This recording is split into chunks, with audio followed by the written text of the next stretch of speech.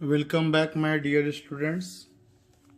पिछले क्लास में हम लोग लेंस मेकर्स फॉर्मूला के बारे में स्टडी किए थे, जिसमें हम लोगों ने सीखा था कि अगर आपके पास एक कॉन्वेक्स लेंस है और कोई ऑब्जेक्ट अगर इस तरफ रखा हुआ है तो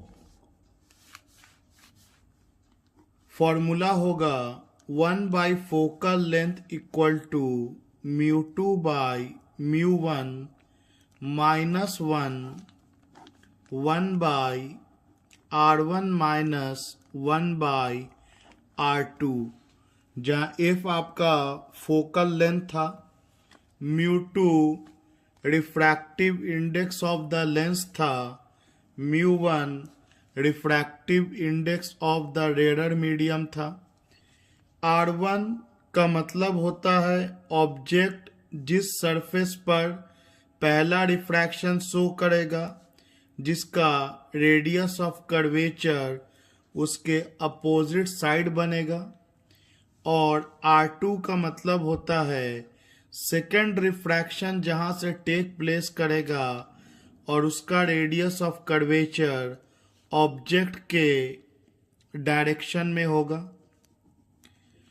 और साइन कन्वेंशन का जब हम लोग इस्तेमाल करेंगे तो R1 पॉजिटिव लिया जाएगा और R2 निगेटिव लिया जाएगा। तो यहाँ तक हम लोगों ने पिछला क्लास फॉर्मूला को डिराइव किया था। आइए हम लोग इसी में आगे बढ़ते हैं और एक टॉपिक देखते हैं, power of a lens. Power of a lens, देखिए पावर ऑफ ए लेंस का मतलब क्या होता है।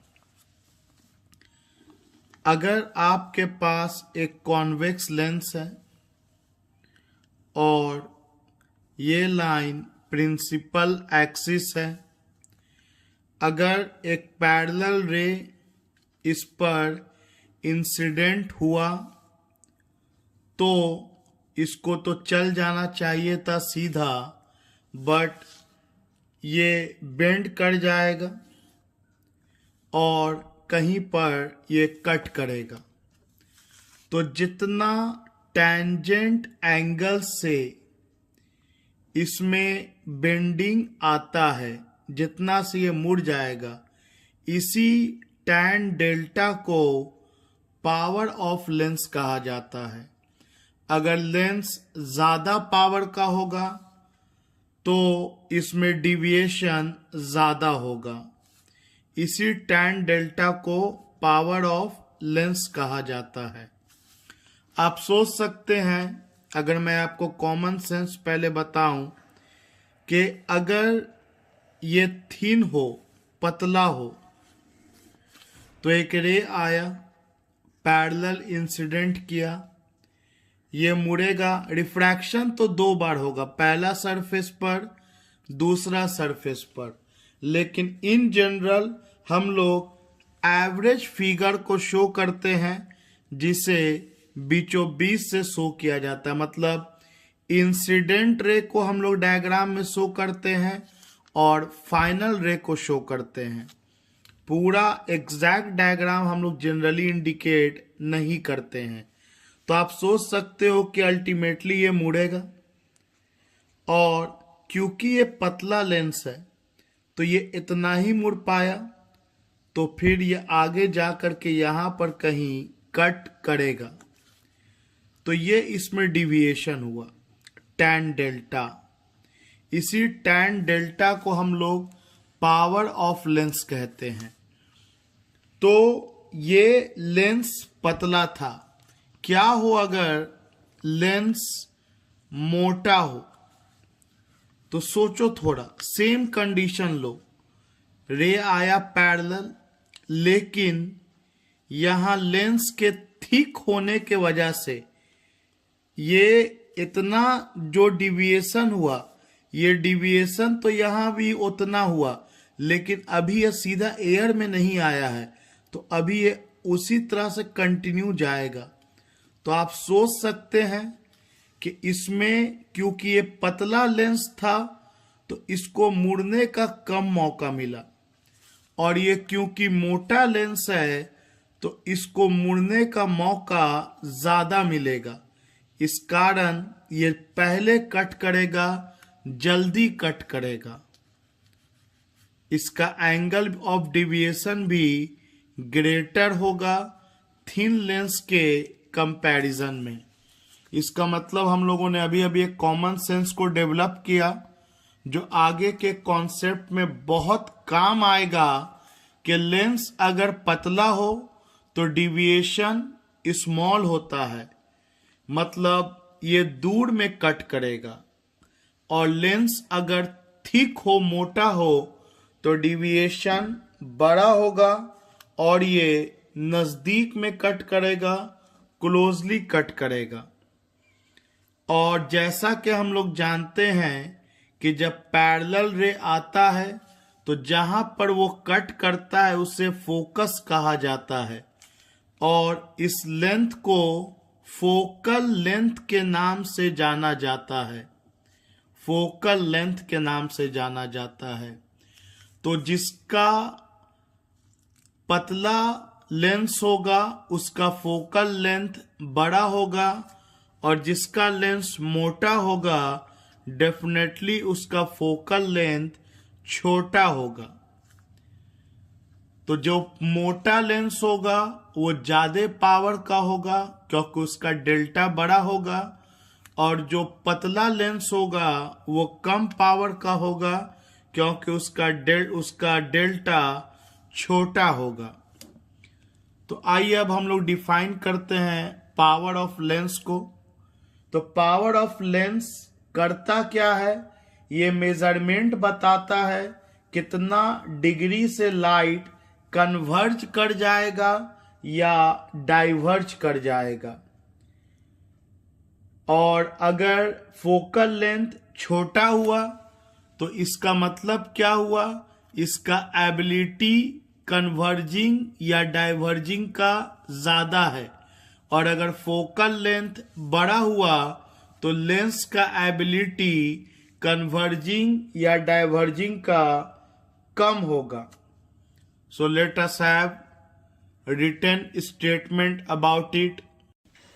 The power of lens is a measure of the degree of convergence or divergence of the light rays falling on it। कितना से light converge या diverge करता है वही पावर ऑफ लेंस का मेजरमेंट बताता है। A convex lens of shorter focal length, जिस कॉन्वेक्स लेंस का फोकल लेंथ शॉर्टर होगा तो light rays bends towards the principal axis through larger angle. जैसा कि हम लोगों ने समझा पिछला फिगर में कि अगर बड़ा एंगल से डिविएट होगा तो उसका जो फोकल लेंथ होगा वो छोटा होगा, मतलब उसका जो कन्वर्जेंस होगा वो ऑप्टिकल सेंटर के करीब में होगा, नजदीक में होगा। तो उसी बात को लिखा हुआ है। Hence smaller the focal length of lens more ability to bend light rays, more is ability to bend light rays and greater is its power. So it is just few English statements which you can write by yourself. Meaning समझ के रखो कि focal length अगर छोटा होगा इसका मतलब उसका बेंडिंग का एबिलिटी बड़ा होगा, मतलब उसका पावर बड़ा होगा। अब प्रॉपर वे में लेंस के पावर को डिफाइन कैसे करेंगे। The power of a lens is defined as the tangent of the angle by which it converges or diverges a parallel beam of light falling at unit distance from the optical center। देखिए इसके कहने का मतलब ये है कि अगर आपके पास एक कॉन्वेक्स लेंस है ये प्रिंसिपल एक्सिस है और एक पैरेलल लाइट यूनिट डिस्टेंस के हाइट से ऑप्टिकल सेंटर के ऊपर से इस पर इंसिडेंट किया। मतलब ऑप्टिकल सेंटर से यूनिट डिस्टेंस के हाइट पर यहाँ पर लाइट इंसिडेंट किया, तब जितना एंगल से ये कन्वर्ज करा देगा इसी एंगल का टेंजेंट को हम लोग पावर ऑफ द लेंस कहेंगे। तो ये डेल्टा हुआ तो ये ऑल्टरनेट एंगल ये भी डेल्टा हो जाएगा। और जैसा कि हम लोग जानते हैं कि रे जब पैरेलल आता है तो जहाँ पर कट करता है इसे फोकल लेंथ कहा जाता है और इस पॉइंट को फोकस ऑफ द लेंस कहते हैं। तो टैन डेल्टा कितना हो जाएगा? तो क्लियरली टैन डेल्टा हो जाएगा perpendicular h by base f। Tan delta हो जाएगा h by f perpendicular by base. Very important. इसी टेंजेंट ऑफ द एंगल को पावर ऑफ लेंस कहा जाता है। मतलब power of lens P equal to h height of the ray falling from the optical centre divided by focal length of the lens. Moreover h का value जैसा कि आपको बोला गया कि यूनिट डिस्टेंस लिया जाता है, तो if h equal to 1 unit तो पावर आपका हो जाएगा 1 by f. Means power of lens focal length का रेसिप्रोकल भी कहला सकता है कि power of lens is the reciprocal of focal length. और क्योंकि कॉन्वेक्स लेंस में फोकस रे के डायरेक्शन में है तो फोकल लेंथ कॉन्वेक्स का पॉजिटिव होगा और इसका पावर भी पॉजिटिव होगा। अगर कॉनकेव लेंस के केस में बात करें या डाइवर्जिंग लेंस के केस में बात करें तो बेसिक दोनों का सेम।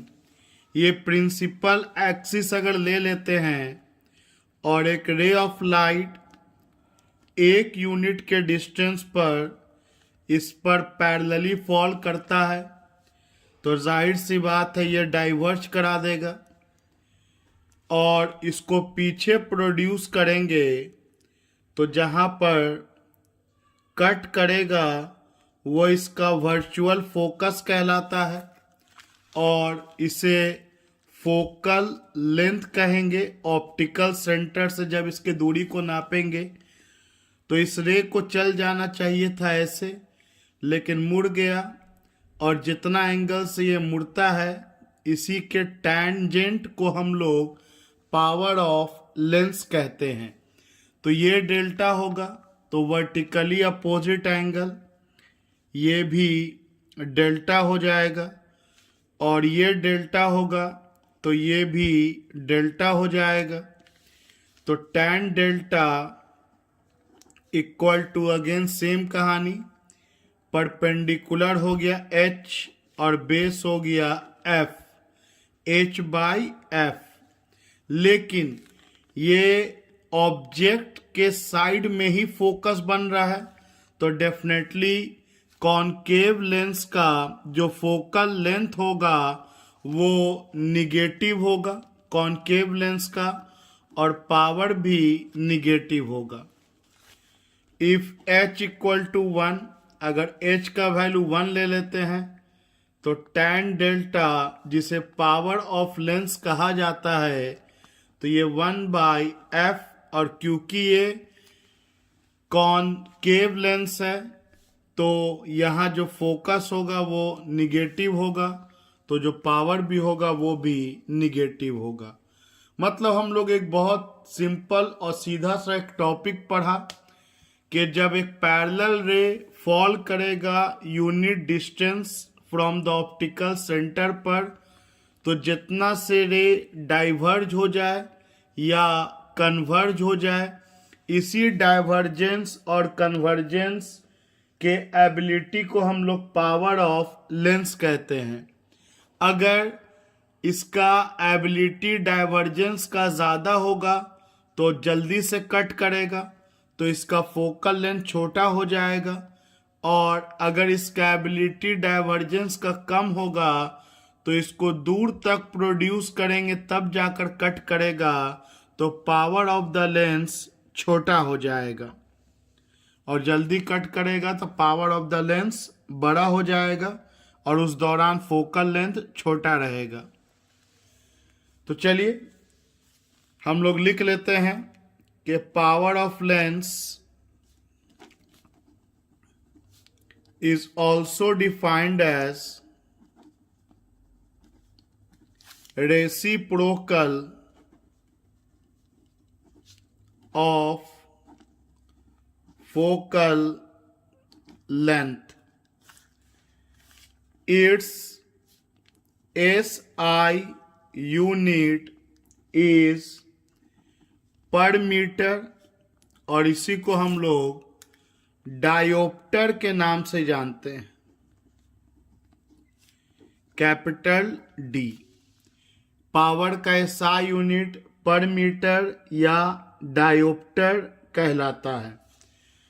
तो हमारे पास याद कीजिए एक फॉर्मूला था 1/f इक्वल टू, अगर पहला मीडियम एयर हुआ तो mu minus 1/r1 minus 1/r2, और अब इसका मतलब हम लोग के पास पावर ऑफ लेंस का भी फॉर्मूला है, क्योंकि 1/फोकल लेंथ का रेसिप्रोक 1/f इक्वल टू पावर कहलाता है। आइए अब हम लोग कॉम्बिनेशन ऑफ लेंस को स्टडी करते हैं।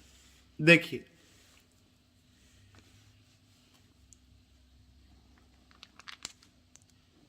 ये एक लेंस ले लिए L1, इसका फोकल लेंथ है f1, इसके सटे में एक दूसरा लेंस ले लिए L2, जिसका फोकल लेंथ है f2। ये एक प्रिंसिपल एक्सिस है, एक पॉइंट ऑब्जेक्ट को यहां पर रख दिए। तो थोड़ा सोचो कि क्या होगा, इससे एक रे ऑफ लाइट इस लेंस पर आएगा,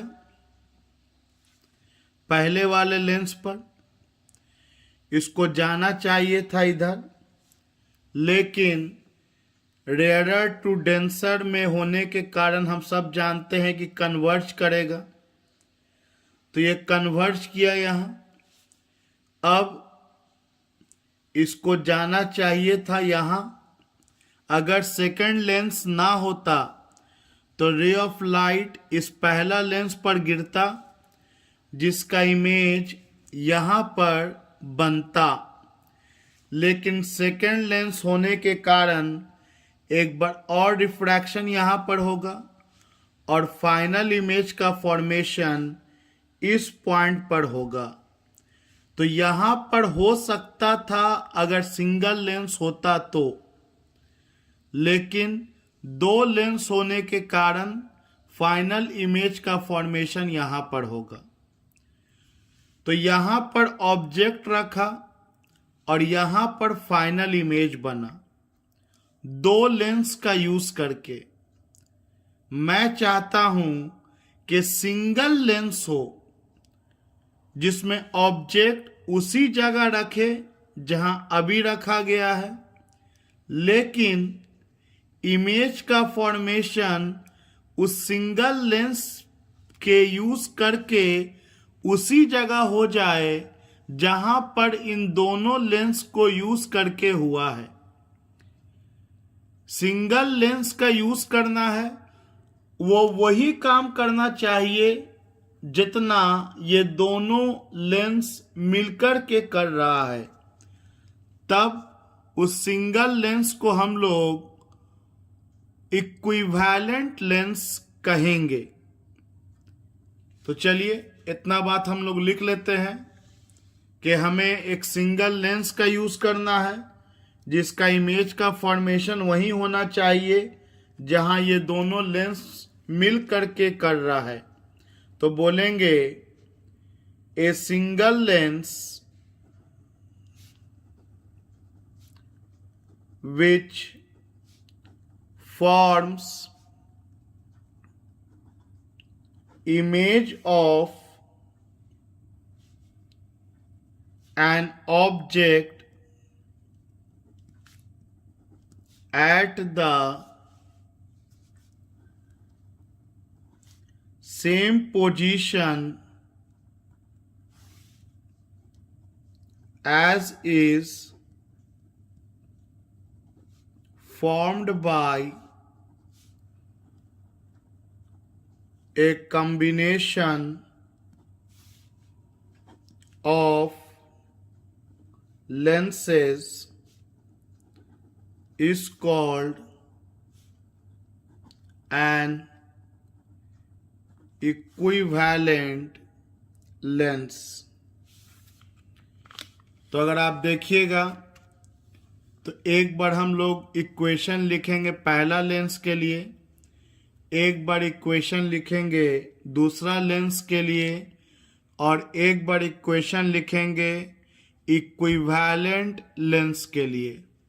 मतलब अगर यहाँ एक इक्विवेलेंट लेंस होता,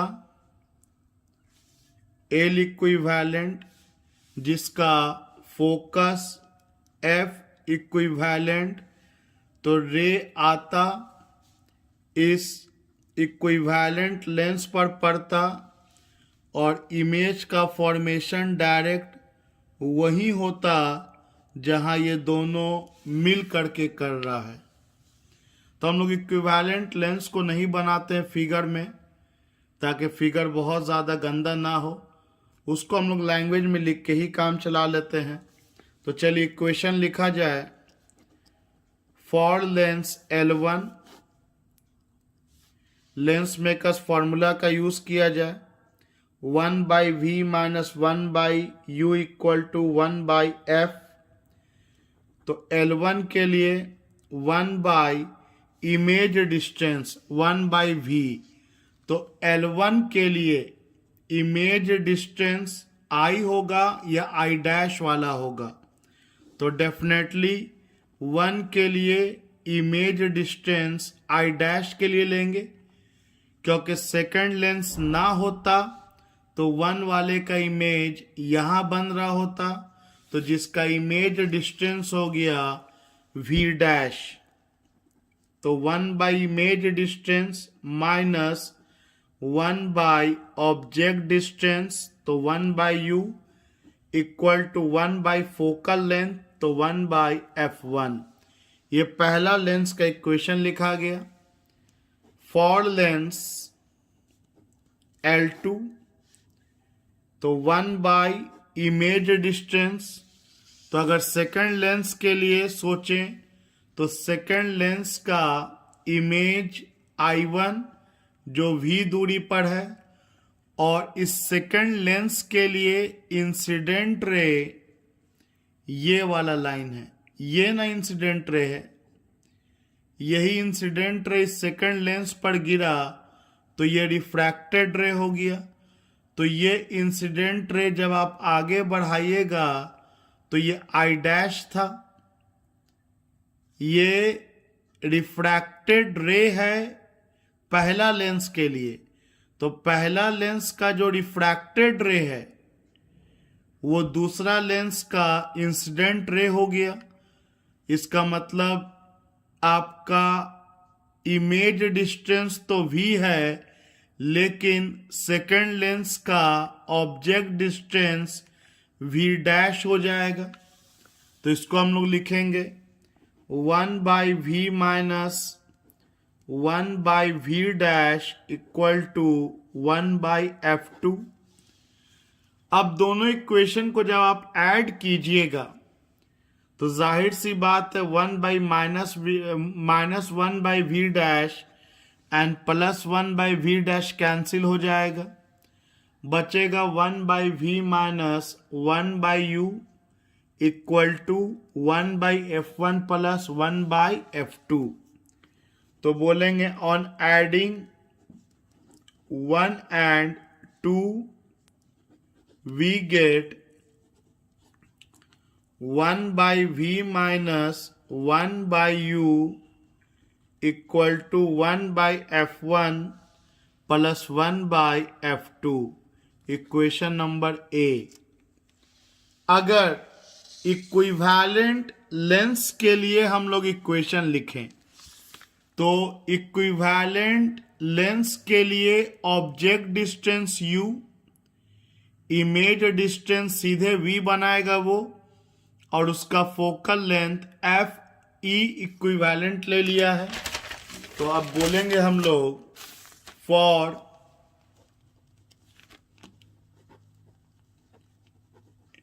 equivalent lens 1/f equivalent equal to 1/v minus 1/u। आप देख सकते हैं दोनों इक्वेशन में एक तरफ 1/v माइनस 1/u है, तो वन साइड अगर सेम होगा तो अदर साइड भी सेम होगा। तो बोलेंगे फ्रॉम ए एंड बी क्या कंक्लूजन हुआ कि 1/f इक्विवेलेंट हो जाएगा 1/f1 प्लस 1/f2। अगर तीसरा लेंस होता तो so on 1/f3 1/f4 1/fn तक हो जाता। तो ये इक्विवेलेंट फोकल लेंथ का फॉर्मूला आया। अगर इक्विवेलेंट पावर का फॉर्मूला बोलेंगे तो 1/फोकल लेंथ का मतलब पावर होता है, क्योंकि power is reciprocal of focal length. तो इक्विवेलेंट पावर हो जाएगा P1 प्लस P2, और बहुत सा लेंस हुआ तो P1 plus P2 plus P3 dot dot dot Pn हो जाएगा। शर्त है कि लेंस के बीच में गैप नहीं रहना चाहिए। हम लोग अभी जो केस का बात किया वो बात किया equivalent focal length and power of to lenses in contact.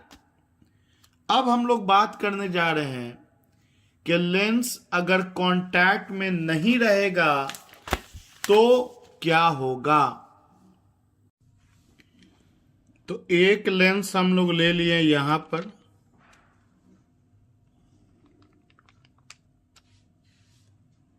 और दूसरा लेंस हम लोग ले लिए हैं उससे कुछ गैप पर। एक का फोकल लेंथ f1, दूसरे का फोकल लेंथ f2। ये प्रिंसिपल एक्सिस हो गया और दोनों लेंस के बीच का गैप d ले लिया गया। तो बेसिक काम तो वही है। सबसे पहले एक रे आया, इंसिडेंट किया पहले वाले लेंस पर, तो इस रे को चल जाना चाहिए था सीधा, लेकिन लेंस होने के कारण रे कन्वर्ज किया, और जब तक ये टच करता उससे पहले एक और लेंस इसके रास्ते में आ गया, और यहाँ इस लेंस के आने के कारण ये एक बार और यहाँ पर बेंड करेगा। जाना चाहिए था इसको इधर, लेकिन बेंड करके फाइनली इस जगह पर इमेज का फॉर्मेशन होगा। अगर सेकंड लेंस ना होता तो ये रे जा रहा था ये यहाँ पर इमेज बनाता आई डैश पर, लेकिन सेकंड लेंस आने के कारण बेंडिंग बढ़ गया, जिसके कारण इमेज का फॉर्मेशन आई यहाँ पर हुआ। तो देखा जाए अगर तो 2 बार डिविएशन हुआ है। एक बार डिविएशन यहाँ हुआ, इसको डेल्टा 1 कर लेते हैं, और एक बार डिविएशन यहाँ हुआ, इसको डेल्टा 2 कर लेते हैं। ये जो फाइनल रे है इसको पीछे मोड़ेंगे तो ये यहाँ कहीं पे कट करेगा। ये जो फाइनल रे है स्केल रख करके इसको पीछे प्रोड्यूस करेंगे तो यहाँ कहीं पे कट करेगा। आप सोच सकते हैं कि ये डेल्टा, तो वर्टिकली अपोजिट एंगल ये भी डेल्टा 2 हो जाएगा, ये डेल्टा 2 तो ये भी डेल्टा 2, और एक ट्रायंगल आपको दिख रहा होगा, ये डेल्टा 1 और डेल्टा 2 का सम ये डेल्टा होगा। आप सोचो थोड़ा कि एक रे सीधा आता और यहां पर अगर एक इक्विवेलेंट लेंस होता, यहां पर अगर एक इक्विवेलेंट लेंस होता तो रे आता, इस इक्विवेलेंट लेंस पे यहां पड़ता और सीधा इमेज का फॉर्मेशन आई पॉइंट पे कर देता। तो हम लोग को इसी इक्विवेलेंट लेंस का फोकल लेंथ निकालना है। इसी इक्विवेलेंट लेंस का फोकल लेंथ पता करना है। Once again I repeat the whole figure कि एक इंसिडेंट रे आया, पहला लेंस पर H1 हाइट पर इंसिडेंट किया, यहां से ये कन्वर्ज किया, डेल्टा 1 का डिविएशन हुआ। अगर सेकंड लेंस ना होता तो इसको एकदम स्केल रख करके सीधा मिला देते, तो इस आई पॉइंट पर कट करता, आई डैश पॉइंट पर कट करता। लेकिन सेकंड लेंस के आने के कारण बीच रास्ते में सेकंड लेंस आ गया, तो ये इंसिडेंट रे यहां ना कट करके और पहले कट करेगा, इस आई पर कट करेगा। यहां पर कोई रे नहीं है, इस आई पर कट करेगा। तो अब देखिए, एक बार डिविएशन यहां हुआ, डेल्टा 1 H1 हाइट पर था, और ये सेकंड लेंस के लिए ये H2 हाइट हो गया। मान लेते हैं ये हाइट यहां से यहां तक ऑप्टिकल सेंटर का H2, और इस रे को कट करना चाहिए था, यहां मुड़ के कट कर गया यहां, तो ये डिविएशन डेल्टा 2 हो गया। ये डेल्टा 2 तो वर्टिकली अपोजिट एंगल ये भी डेल्टा 2। और थोड़ा सोचो कि अगर ये दोनों लेंस को हटा दें और इमेज का फॉर्मेशन वही हो जहां ये दोनों लेंस मिलके कर रहा है, तो उसके लिए एक रे को ले लिया पैरेलल और उसी H1 हाइट पे इसको गिरा रहे हैं जो इसका शुरुआत का हाइट है, लेकिन इमेज का फॉर्मेशन ये आई डैश पे ना करके सीधे आई पे कर दिया।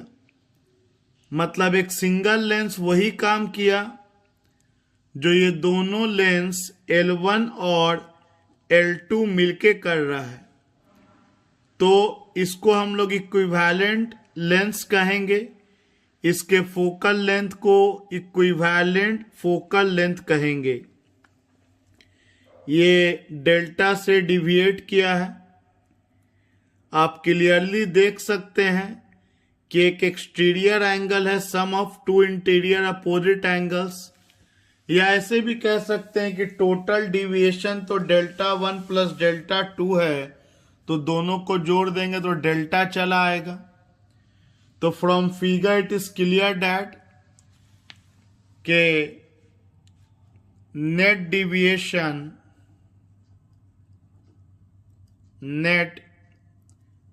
Deviation delta equal to delta 1 plus delta 2।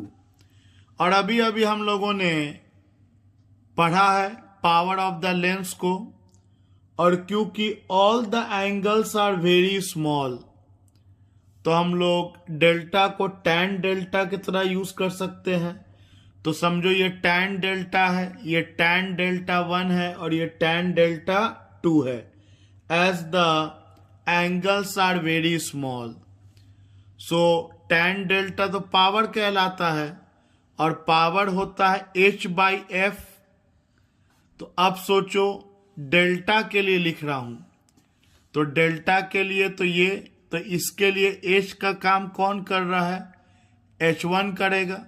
Incident race equivalent पर h1 हाइट पर गिरा और इसका फोकल लेंथ f इक्विवेलेंट ले चुके हैं, तो टैन डेल्टा या डेल्टा को बोलेंगे h1/f इक्विवेलेंट इक्वल टू, अब डेल्टा 1 बोलो या टैन डेल्टा 1 बोलो एक ही बात, because angles are very small.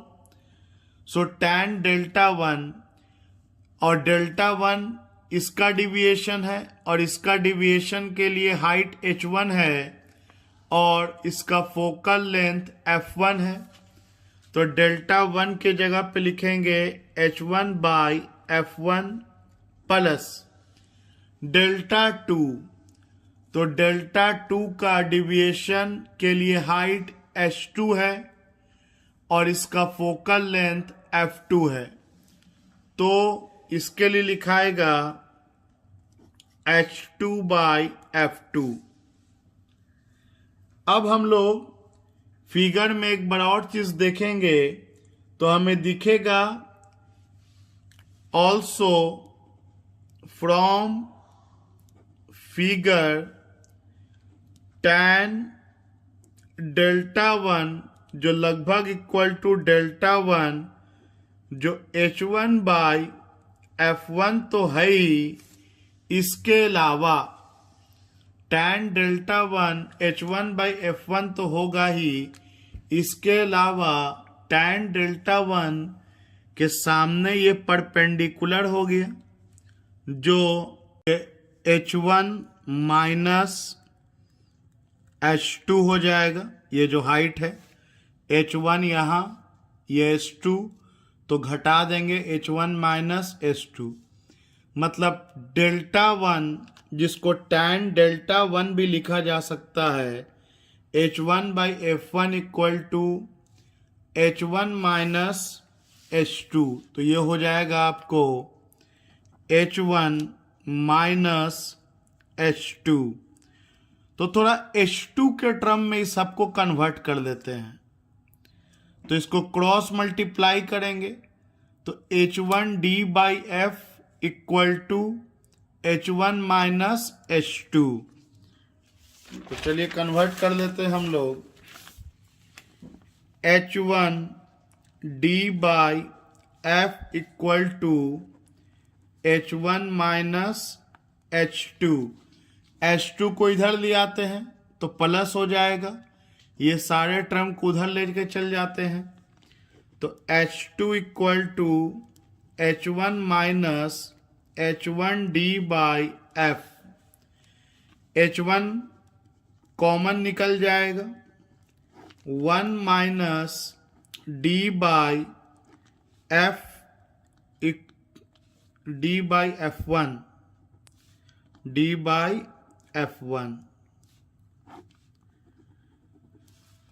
चलो अब हम लोगों के पास जो इक्वेशन था कि delta equal to delta 1 plus delta 2 वाला इक्वेशन जो पीछे था, जिसमें delta H1 by f equivalent था डेल्टा 1 H1 बाई F1 था H1 बाई F1 और delta 2 equal to H2 by F2 जो था, तो H2 को रिप्लेस कर सकते हैं हम लोग H1 1 minus D by F1 by F2, बस यही एक्स्ट्रा लाइन आ गया।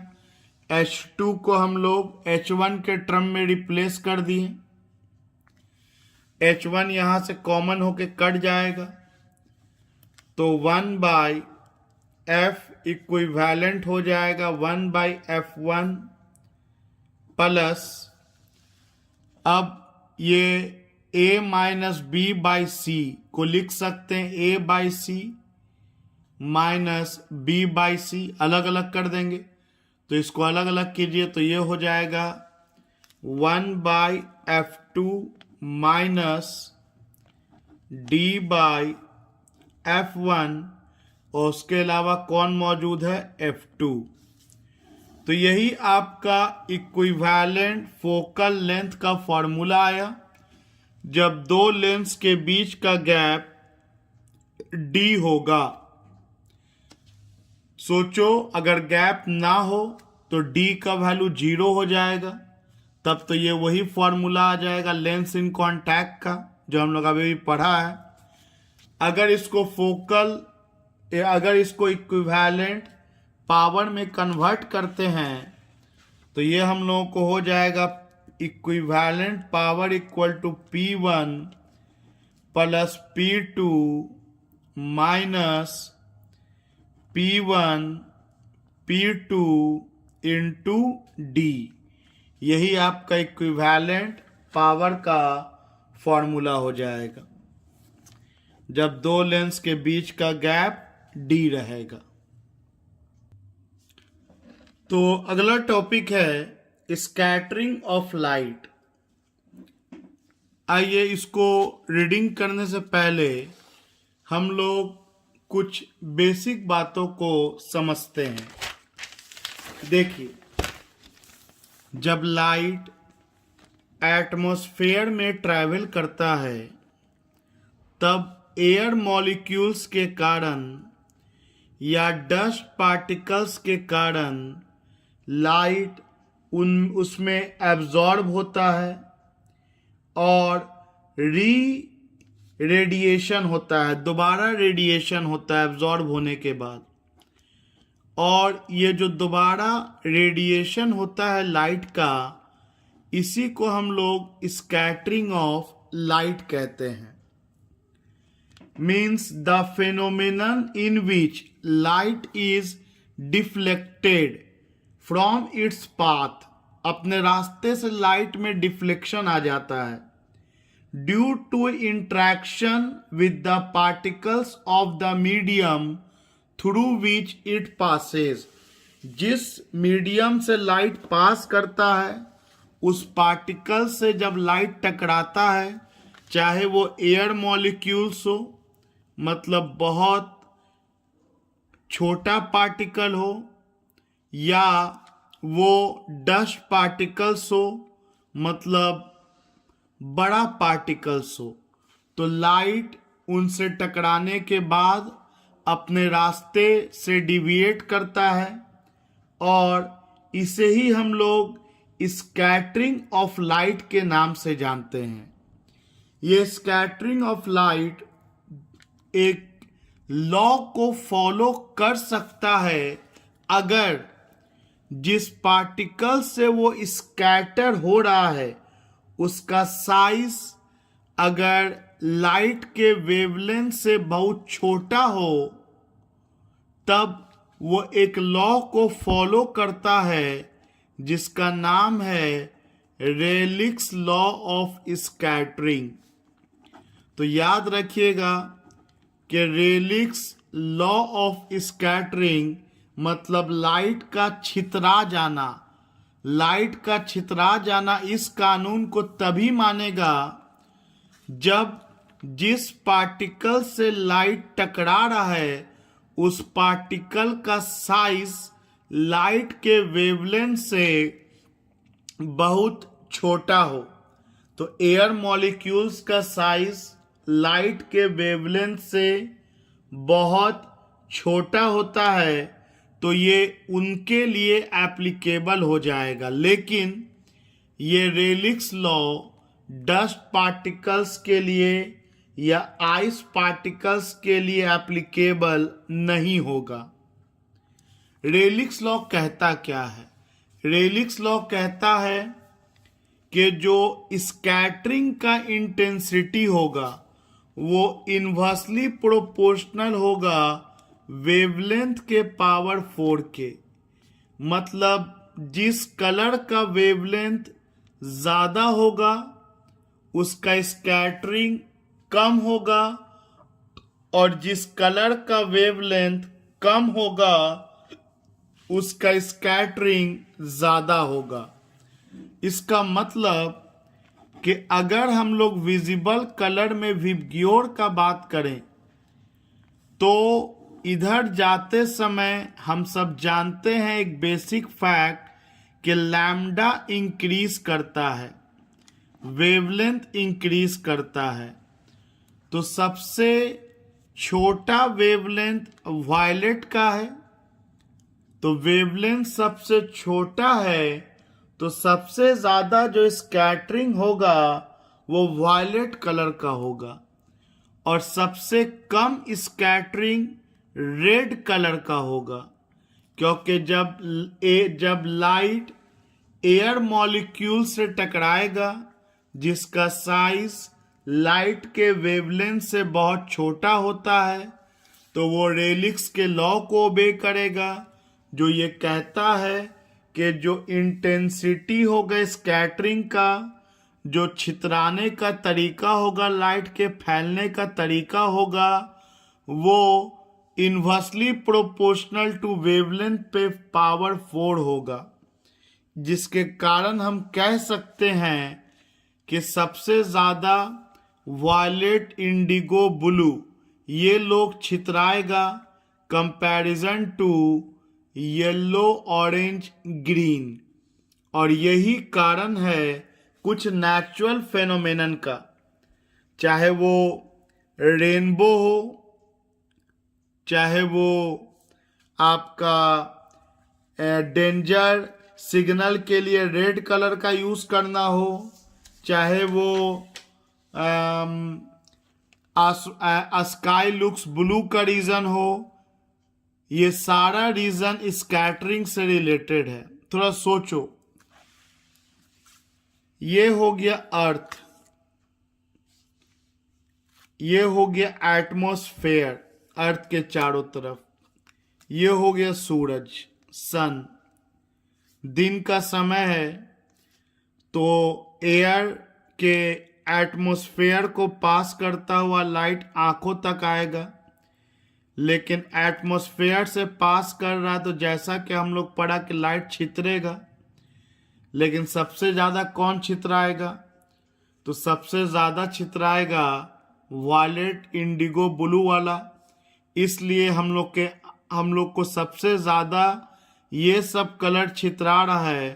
तो जो आसमान का कलर दिखेगा हम लोग को वो ब्लूइश दिखेगा, ब्लू कलर का दिखेगा। लेकिन यही सूरज जब डूबने वाला हो या निकलने वाला हो, हॉरिजन पर हो, सबसे दूर हो, तब ये ज्यादा एटमॉस्फेयर को क्रॉस कर रहा है। ज्यादा एटमॉस्फेयर को क्रॉस करने के कारण अभी भी छितरेगा सबसे ज्यादा वायलेट, इंडिगो, ब्लू। लेकिन ये लोग इतना ज्यादा छितर जाएगा कि फेंट हो जाएगा, मध्यम कलर हो जाएगा। और जो कम छितरा है रेड, ये आंखों तक पहुंचते पहुंचते थोड़ा ज्यादा छितरेगा। ये लोग सबसे ज्यादा छितरा है, कम नहीं छितरा है जब यहां गया तो, लेकिन इतना ना छितर गया है ना, इतना ना फैल गया है ना कि कलर एकदम मध्यम हो गया है। तो जो कम फैला था रेड, उसको मौका मिलेगा फैलने का।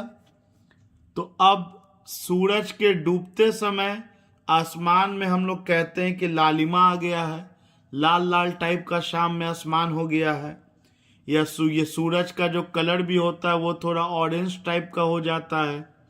तो this is the reason behind bluish color of the sky during the afternoon and reddishness at sunset and sunrise। और क्योंकि रेड सबसे कम बिखरता है तो this is the reason danger signals are red. खतरा का निशान का कलर हम लोग लाल रखते हैं क्योंकि रेड कलर बहुत दूर तक ट्रैवल कर सकता है, क्योंकि उसका इंटेंसिटी ऑफ स्कैटरिंग कम होता है। तो बिना एनर्जी का बहुत ज़्यादा लॉस किए हुए रेड कलर बहुत दूर तक ट्रैवल कर सकता है even in foggy conditions. Examples दिया कि blue colour of the sky is due to scattering, reddishness at sunset and sunrise and danger signals are red. लेकिन इनका क्या, जो डस्ट पार्टिकल्स हो, वाटर ड्रॉपलेट्स हो, आइस पार्टिकल्स हो, तो इन लोगों का साइज वेवलेंथ के कंपैरिजन में बड़ा होता है, तो ये लोग रेलिक्स के लॉ को ओबे नहीं करता है। इन लोगों का स्कैटरिंग इन इलास्टिक स्कैटरिंग है। रेलिक्स के लॉ का स्कैटरिंग इलास्टिक स्कैटरिंग है। तो इन इलास्टिक स्कैटरिंग में सारा कलर इक्वल प्रोपोर्शन में निकलेगा, और जब सब इक्वल प्रोपोर्शन में कलर निकलेगा तो फिर अगेन सातों कलर मिलकर के व्हाइट की तरह बन जाएगा। और इसीलिए बादल का जो कलर होता है वो व्हाइट होता है। Clouds are white because they do not obey Rayleigh's law of scattering. Moreover, atmosphere earth में होता है तो स्कैटरिंग होता है, लेकिन अगर हम लोग एटमॉस्फेयर से बाहर चले जाएं तो फिर हम लोगों को आसमान का कलर ब्लैक दिखता है। मतलब अगर हम लोग एटमॉस्फेयर से बाहर चले जाएं, वहां से अगर आसमान को देखें तो देखा गया कि स्काई का कलर ब्लैक होता है। इससे पता चला कि blue colour is due to scattering, क्योंकि एटमॉस्फेयर के कारण स्कैटरिंग होता है। If we move away from the beyond, if we go beyond the atmosphere, then colour of the sky is black, क्योंकि वहां कोई एटमॉस्फेयर नहीं होता है। तो इसको लिखा है मैंने, the phenomenon in which light is deflected from its path due to its interaction with the particles of medium through which it passes is called scattering of light, is called scattering of light। फिर मैंने लिखा है relics law of scattering क्या है। तो according to Rayleigh's law of scattering, the intensity of light of wavelength lambda present in the scattered light is inversely proportional to fourth power of wavelength, provided size of scattering particles are much smaller than wavelength। मतलब intensity of scattering ज्यादा होगा अगर wavelength कम होगा। शर्त है कि scattering particle का साइज लाइट के वेवलेंथ से कम हो। तो this is what written here, the scattered intensity is maximum for shorter wavelength.